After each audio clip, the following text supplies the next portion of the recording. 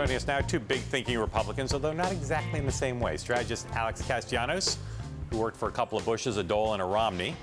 And live from our D.C. bureau is Pete Wehner, an alum of the Reagan and Bush administrations. He was also the deputy director of speechwriting for George W. Bush. His latest piece for commentary is titled, "Unity Isn't a Trump Card."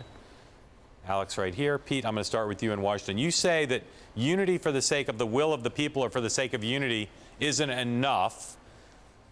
What is the problem with those who are joining Trump for those reasons?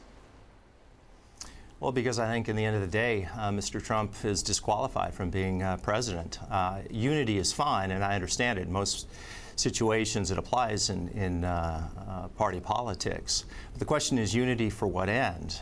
Unity for the end of injustice is something that needs to be opposed. Unity for justice needs to be supported. As far as the will of the people, look, in a self-governing country, that usually carries the day. We all understand that. But the founders themselves were deeply worried about the passions of the public. And the will of the public is sometimes wrong. Vox populi is not Vox Dei. The voice of the people is not the voice of God. They've gotten it wrong before. They'll get it wrong again, and they may be getting it wrong right now. So I understand the pull of the unity argument and the pull of the will of the people argument, but it doesn't trump other arguments. At the end of the day, you have to make a decision at what's best for the republic. And just to be clear, Pete, you're never going to be for Trump. You're never going to be for Clinton. You'll sit this out if those are the choices, right?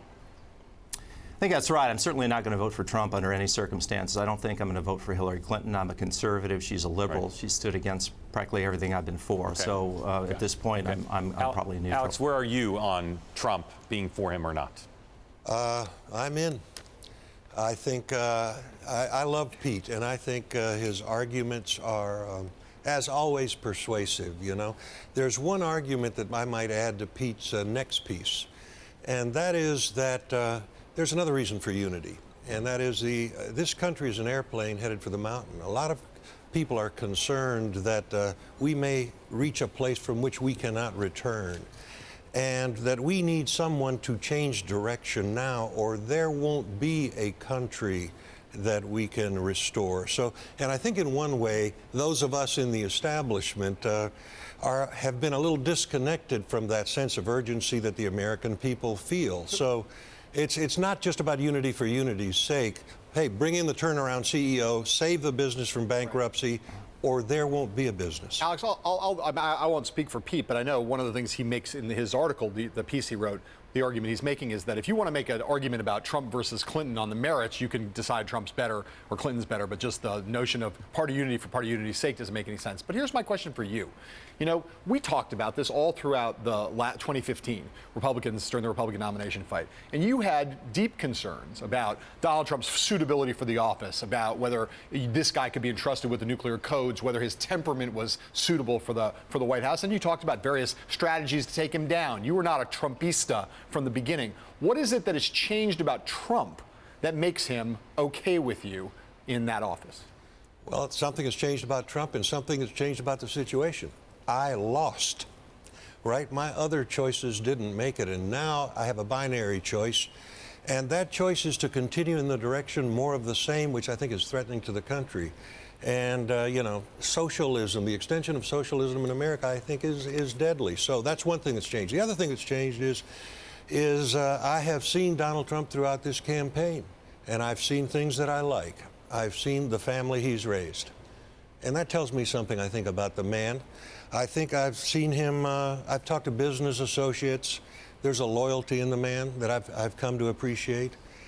And I've seen his loyalty to voters and his respect for voters. You know, when it's easy to throw voters under the bus because they're being politically incorrect, you know, the little people are making too much noise at the dinner party. Right. He doesn't throw the American voter under the bus. Do I still have concerns? Absolutely I do. Do they pale, I think, in comparison to the urgency of the situation which is something I think Pete should address in his next piece. So, Pete, let me ask you to address it now.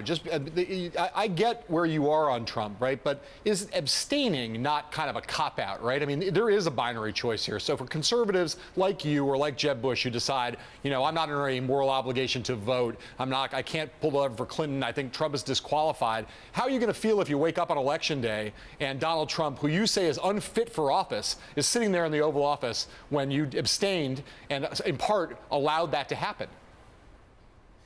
Right, it's a fair question, and I haven't gotten to the final decision yet. I'm just saying I'm not going to vote for Trump under any circumstances. What I'm saying is that I really do think that Hillary Clinton is very problematic. I don't think Alex and I disagree on Hillary Clinton and her demerits, her faults, her vices. Where we disagree is on Mr. Trump.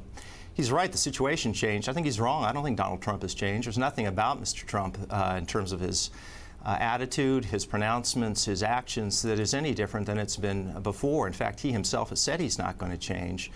And he used the analogy of the mountain. I agree we're in trouble, and I think we do need to change the direction. The problem is that with Trump guiding the airplane, we're going to hit that mountain sooner and faster and harder than we would otherwise do it.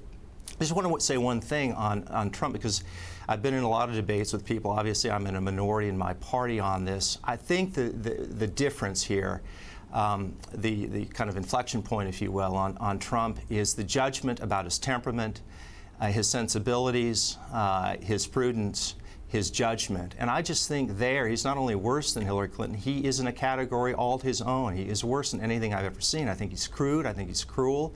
I think he has a personality disorder. He's narcissistic. And I think he is dangerous. I really believe if he were president, he is erratic and he would be a danger to the Republic. And he's certainly a danger to the Republican Party. Everything that Alex, and I like Alex and respect him, but that he has fought for and I have fought for is being washed away. This movement, Trumpism, is not conservatism. Now, I don't think that the argument is dispositive as it comes to the Republican Party, because I think the country is more important. But I think on both of those things, that is the Republic and the Republican Party, I think Donald Trump is a real and present threat.